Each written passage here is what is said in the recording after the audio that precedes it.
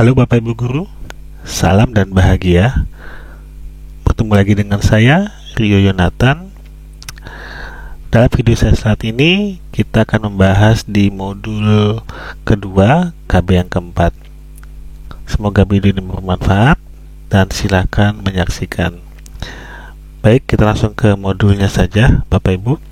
Kita di modul 2, KB 4, yaitu strategi pengembangan keprofesian berkelanjutan. Kita langsung ke soalnya saja. Baik, dalam soalnya kita akan lihat tes formatif. Soal yang pertama, salah satu sikap guru profesional adalah bersifat reflektif dapat tercermin dari tindakan berikut. Nah, Bapak Ibu, di sini saya akan menunjukkan kata kunci soal nomor 1, usahakan. Ini hanya beberapa soal saja ketika Bapak Ibu ketemu soal seperti ini, dan ini sebetulnya adalah tips dan triks yang buat saya menjadi salah satu pilihan dan korelasinya ada gitu. Jadi ketika Bapak Ibu menemukan soal seperti ini, lihat kata kuncinya. Di sini kata kuncinya adalah bersikap reflektif. Lalu usahakan cari juga di opsi jawabannya yang sifatnya reflektif. Nah, itu ada di jawaban nomor C. Saya tidak perlu menjelaskan A, B, dan D, E-nya karena kita melihat korelasi antara bersikap reflektif sama merefleksikan setiap tindakan dan keputusan yang sudah diambil sebagai bahan evaluasi diri. Jadi reflektifnya Anda sudah dilihat di sana, kata kuncinya. Baik, lanjut nomor 2. Manakah pernyataan berikut ini yang kurang tepat mengenai konsep belajar mandiri? Nah, di sini pernyataannya, kata kuncinya adalah yang kurang tepat. Pernyataan yang kurang tepat, Bapak Ibu ya. Jadi kata kuncinya adalah pernyataan yang kurang tepat. Nah, dibaca satu persatu akan kita lihat nanti. Yang pertama, apakah A ada niat menguasai kompetensi tertentu? Nah, itu malah sebetulnya bagus ya, pernyataan yang tepat sebetulnya. Mengalokasikan sumber daya dalam rangka mencapai kompetensi, ya sudah benar sebetulnya. Mengontrol proses dan memonitor kemajuan belajar juga sudah benar. Melakukan pembelajaran secara aktif sudah benar, melaksanakan pembelajaran secara aktif. Lalu untuk yang E, mengisolasi diri dalam melaksanakan proses belajar. Nah, ini kalau mengisolasi diri tidak termasuk ya, karena ini pernyataan kurang tepat dalam konsep belajar. Malah kita harus kalau bisa malah mengkolaborasikan, bukan mengisolasi diri. Jadi pernyataan kurang tepat kata kuncinya ada di sini, mengisolasi diri. Baik, lanjut nomor 3. Manakah sumber-sumber berikut ini yang paling layak dijadikan sebagai bahan dalam melakukan refleksi? Jadi sumber-sumbernya. Jadi kita lihat kata kuncinya adalah sumber. Sumber untuk apa? Sumber untuk melakukan refleksi. Jadi kata kuncinya adalah sumber untuk melakukan refleksi. Bapak Ibu lihat ini, untuk melakukan refleksi. Sumber-sumber untuk melakukan refleksi. Apakah layak untuk melakukan refleksi? Rekaman video melaksanakan pembelajaran tidak begitu tepat karena apa? Ini hanya melihat pembelajarannya saja. Sedangkan di sini adalah untuk melakukan refleksi ya, untuk melakukan evaluasi. Jadi kalau hanya sekedar pelaksanaan pembelajaran itu kurang tepat. Catatan hasil pengamatan yang diamati hanya siswanya saja. Jadi bahasa gini, untuk yang A dan B itu yang dilihat adalah siswa-siswinya dalam proses, bukan di akhirnya, bukan di evaluasinya, bukan di tahap akhirnya. Refleksi itu sama dengan evaluasi ya Bapak Ibu ya. Angkat penilaian kualitas pembelajaran oleh peserta didik. Ini sebagai pengecoh cukup baik karena dilihat di sini angkat penilaian kualitas pembelajaran. Jadi yang dilihat adalah angkat penilaian kualitas pembelajaran. Jadi kualitas pembelajarannya, lagi-lagi ini sama dengan opsi A dan B. Lalu ini kuat pengecohnya, tapi kita kalau tidak teliti bisa ini yang kita pilih. sama-sama dengan jawaban nomor D dan E itu sama-sama hasil. Tapi yang D itu hasil penilaian orang tua peserta didik terhadap kinerja guru. Bagaimana orang tua melihat tolak ukur bahwasanya guru tadi sudah melaksanakan pembelajaran dengan baik? Kalau hanya cerita dari anaknya, tidak begitu relevansi.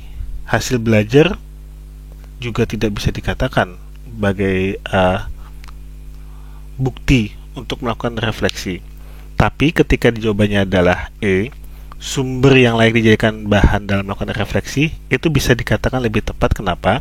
Karena di sini ada pemahamannya gini, hasil perenungan dan refleksi dari diri guru terhadap pengalamannya. Jadi guru itu melakukan refleksi, dia sendiri yang melakukan refleksinya, dia sendiri yang melakukan evaluasi terhadap dirinya.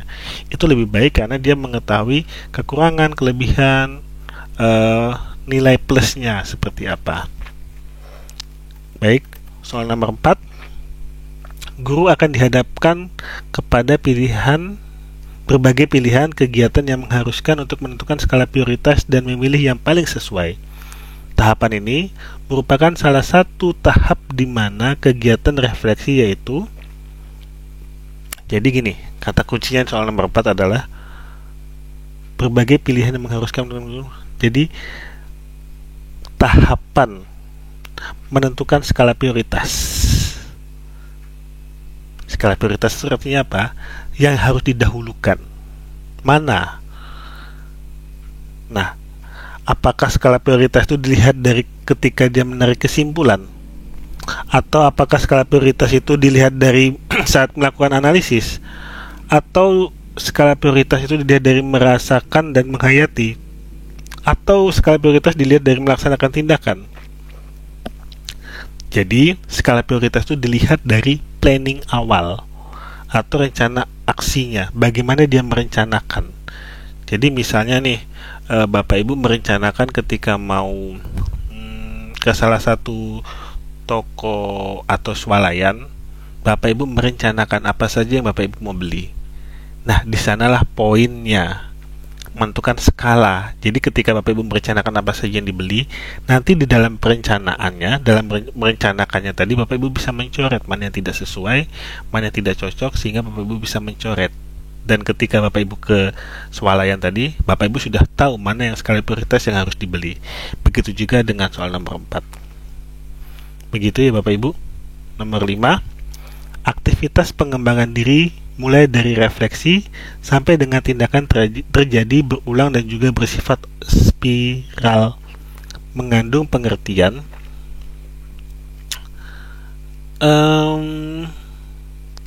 Jadi kalau nomor 5 ini, saya melihat kata kuncinya ada di sini. Aktivitas pengembangan diri dari refleksi sampai dengan tindakan terjadi berulang dan juga bersifat spiral. Di sini poinnya bagus Bapak Ibu. Kenapa jawabannya kok bisa menjadi A? Memberikan dampak peningkatan profesional secara kumulatif. Karena gini, yang diminta oleh nomor 5 ini adalah aktivitas pengembangan dirinya. Jadi yang dimulai dari refleksi sampai tindakan yang terjadi berulang juga bersifat spiral, mengandung pengertian. Jadi gini, Bapak Ibu ingin mengembangkan diri, dimulai dari refleksi, dimulai dari melihat, berkaca dari kegiatan yang Bapak Ibu lakukan. Apa yang akan disampaikan dari kegiatan tersebut? Nah itu, kalau kita pilih jawabannya B, nah, kalau ini kan tidak sejalan dengan pilihan nomor bukan nomor B itu tidak sejalan dengan soal yang diminta. Pengertiannya apa? Bersifat reflektif dan bersifat spiral tadi. Lalu terjadi secara mendalam dan melibatkan lebih banyak partisipan. Tidak ada hubungannya. Mengandung unsur kebebasan di dalam proses belajarnya. Yang E melibatkan pengetahuan dan pengalaman guru sebelumnya. Jadi Yang lebih tepat adalah A. Kenapa? Karena memberikan dampak peningkatan profesionalisme secara akumulatif itu adalah dampak ketika seseorang tadi melakukan kegiatan refleksi yang sifatnya berulang. Jadi harapannya adalah memberikan dampak peningkatan profesional. Kata kuncinya di sana karena dia merefleksikan kegiatan pembelajarannya. Mudah-mudahan Bapak Ibu nangkap ya maksudnya ya. Baik, nomor 6 kita lanjut. Dilihat dari dimensi pedagogis belajar mandiri berarti pedagogis dimensi ini ada di textbook pembahasannya.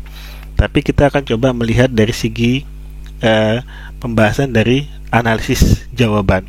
Jadi dimensi pedagogis belajar mandiri berarti apa?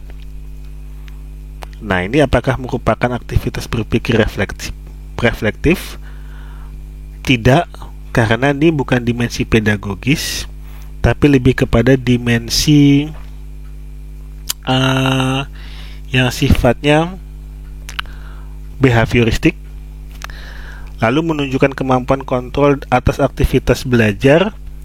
Ini lebih kepada sifatnya ke behavioristik juga, pengambilan keputusan dan inisiatif dalam ruang otonomnya. Ini masuk ke behavioristik juga, dan belajar terpisah dengan guru dan atau tutor. Sedangkan kalau ini lebih kepada humanistik. Lalu yang sifatnya pedagogis adalah merupakan wujud aktivitas fisik belajar aktif. Jadi kata kuncinya ada di sini Bapak Ibu. Kalau kita bicara masalah pedagogis, pasti ada kan kaitannya terhadap belajar aktif. Begitu.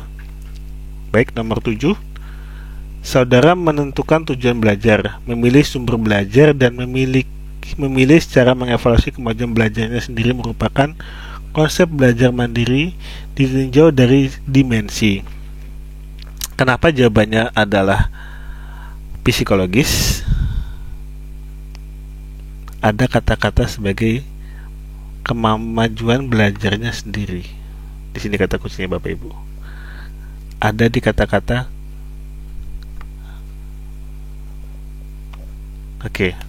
ada di kata-kata kemajuan belajarnya sendiri. Historis itu adalah sejarah perjalanannya. Yuridis kaitan terhadap hukum. Sosiologis kaitan terhadap sosialnya. Pedagogis kaitan terhadap tadi belajarnya, belajar aktifnya, seperti soal nomor 6 ya, belajar aktifnya. Sedangkan psikologis ini kata kuncinya adalah belajarnya sendiri, kemajuan belajarnya sendiri. Jadi sendiri tadi adalah kaitan terhadap seseorang, dan seseorang itu masuk dalam kaitan psikologisnya. Nomor 8, Bu Ana sangat percaya diri dalam mengawali belajar mandiri. Ibu Ana juga memiliki motivasi diri yang kuat. Kondisi Bu Ana yang demikian merupakan gambaran belajar mandiri dilihat dari atribut. Nah, Bu Ana ini kan ceritanya mandiri ya, berarti diri sendiri. Secara mandiri berarti secara diri sendiri gitu. Jadi di sini ada memiliki motivasi diri yang kuat, jadi kaitan terhadap dirinya sendiri. Nah, itu adalah gambaran dari apa? Kalau sosial tadi jelas, komunikasi dengan orang lain. Kognitif tadi juga jelas, seperti apa, bagian dari pedagogiknya. Kognitif maksudnya adalah bagian dari kemampuan dia berpikir.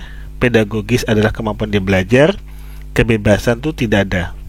Jadi kepribadian kognitif, sosiologis, dan pedagogis itu termasuk, tapi kebebasan itu tidak termasuk dalam atribut di dalamnya, jadi itu harus dihapus. Kenapa kepribadian? Karena dia ada kata kunci belajar mandiri dan motivasi diri yang kuat. Nomor 9, seseorang mampu menemukan strategi kognitif yang tepat sebagai cara belajar yang efektif. Kemampuan ini termasuk dalam keterampilan belajar mandiri yang disebut dengan